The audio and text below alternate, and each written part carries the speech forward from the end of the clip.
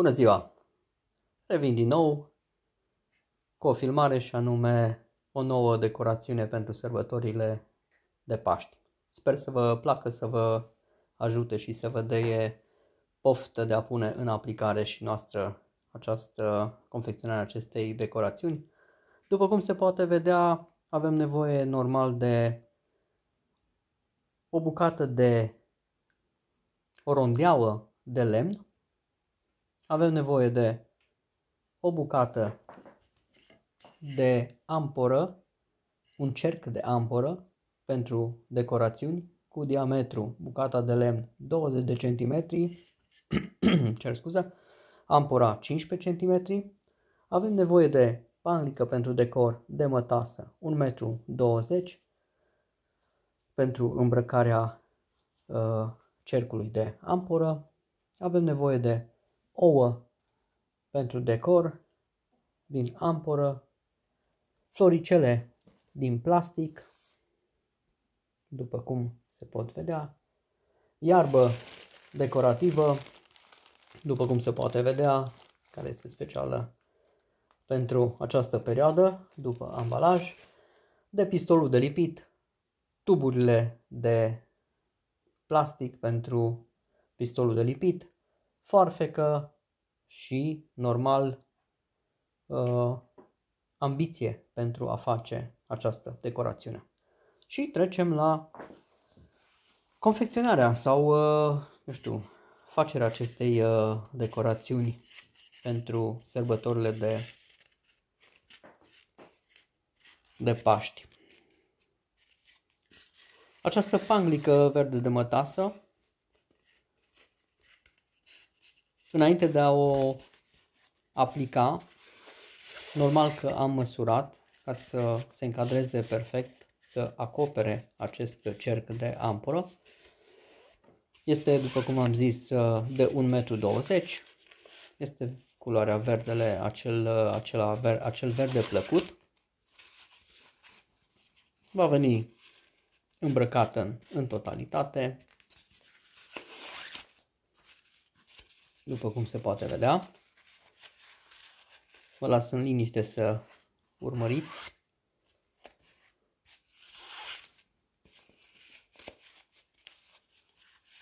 Pe această decorațiune voi folosi și din iepurașii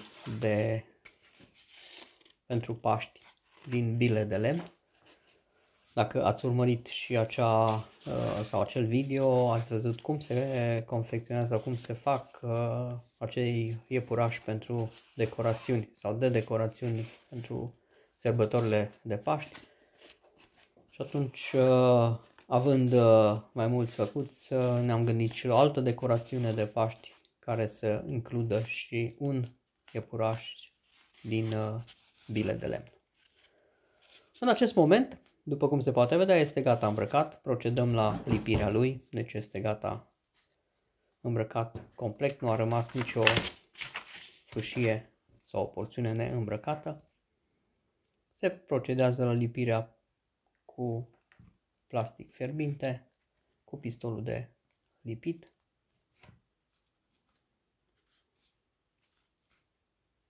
Se ține câteva secunde până se întărește foarte repede, iar în momentul când este lipit, trecem la continuarea decorațiunii. Se fixează pe rondeaua de lemn prin puncte de plastic fierbinte. Foarte mult ajută acest pistol cu plastic fierbinte, câte de multe se pot face și câte utilizări are. În momentul când a fost lipit pe rondeaua de lemn, trecem la următorul pas și anume un pic de împodobire cu floricele. Nu vom pune foarte multe pentru că nu vrem să scoatem în evidență aceste floricele, ci vrem să scoatem în evidență decorațiunea ca atare pentru sărbătorile de Paști. Floricele le lipim la fel cu lipici fierbinte. Le vom lipi pe mijloc, opusul părții unde va veni iepurașul, decorațiunea din bile de lemn. Normal că în momentul când nu am făcut este, putem spune, în direct acum, deci acum facem și poate vor mai fi anumite schimbări, nu am făcut niciun plan în mare, cam baza, cam cum am vrea să arate, dar în funcție de cum înaintăm, poate ne schimbăm, eu știu, ideile.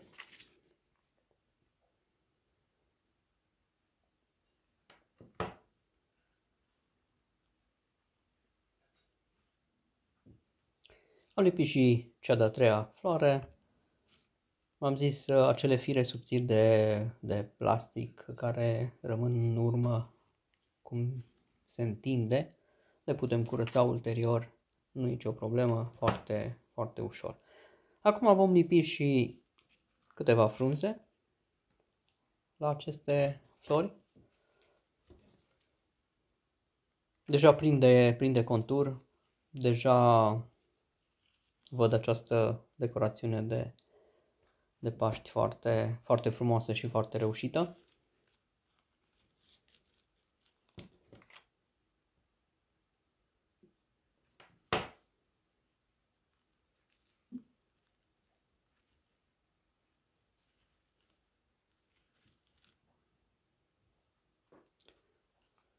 Pe mijloc mai punem încă o frunză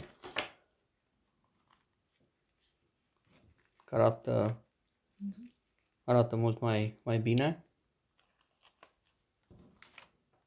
Să fie acoperită această porțiune de mijloc.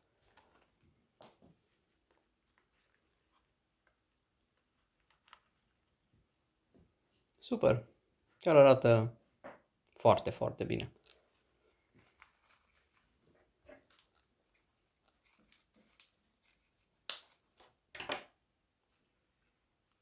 Aceste flori la fel se găsesc ori la magazinele de hobby, ori la magazinele, eu știu, acele magazine ieftine sau magazinele chinezești. Și se pot găsi sau online căutați flori sau coronițe de flori de plastic și atunci normal vin tăiate după cum vă place și vin în funcție de ce culori doriți și cum dă bine și cum arată.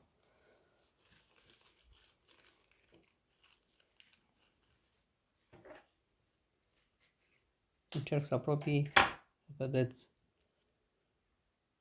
chiar arată super. Mă gândeam ce am putea să mai punem și cum am putea să mai punem.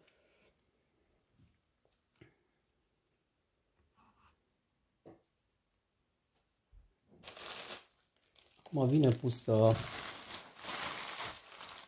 iarba de decor. La fel și iarba de decor o găsiți în magazine de deco sau în țară, în magazinele Jumbo. La fel poate și florile și ouăle de amboră, deci în acest sezon sau în această perioadă, când se apropie sărbătorile de Paști, sunt super convins că magazinele sunt aprovizionate cu aceste elemente pentru decorațiunile de Paști. Arată ca un cuib. Ca un cuib împodobit cu flori. E super. În acest cuib vom introduce ouăle de plastic, îmi cer scuze. Mă gândeam că avem și ouă de plastic, ouăle de amporă, pentru că sunt mai ușoare și chiar arată foarte, foarte bine.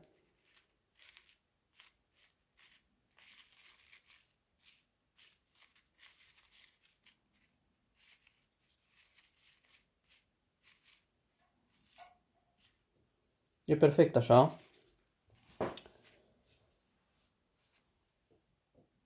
Arată super. Aceste ouă normal se pot lipi sau pot să rămână așa și vine lipit și iepurașul. Iepurașul trebuie să-l lipim pentru că rondeaua de lemn poate nu este perfect plană și nu va sta singur sau de fiecare dată când îl mutăm sau această decorațiune va cădea și mai bine îl lipim și atunci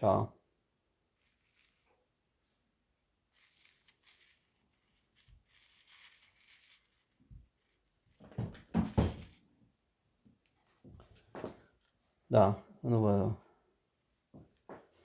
vă temeți, este pisica, încearcă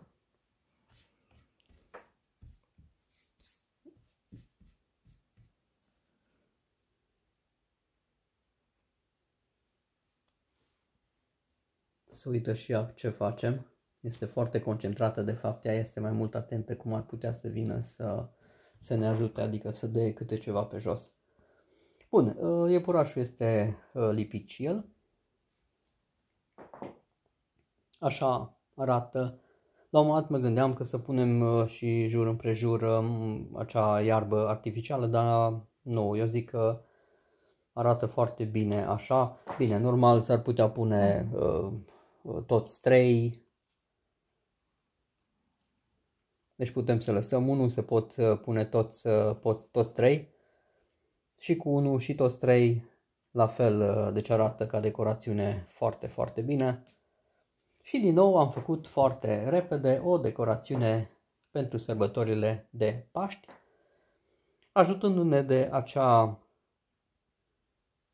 rondeaua de amporă cu diametru de 15 cm, acea rondeaua de lemn cu diametru de 20 de cm, acele ouă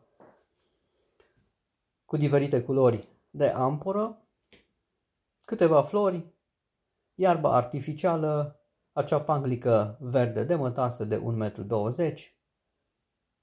iepurașul din bile de lemn și avem din nou o decorațiune foarte frumoasă și reușită, repede făcută.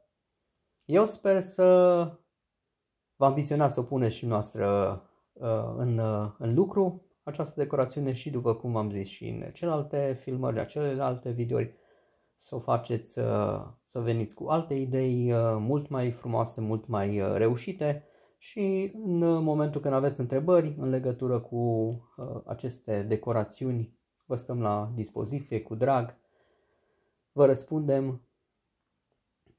Noi vă dorim spor la treabă, o zi frumoasă alături de cei dragi, vă mulțumim, la revedere!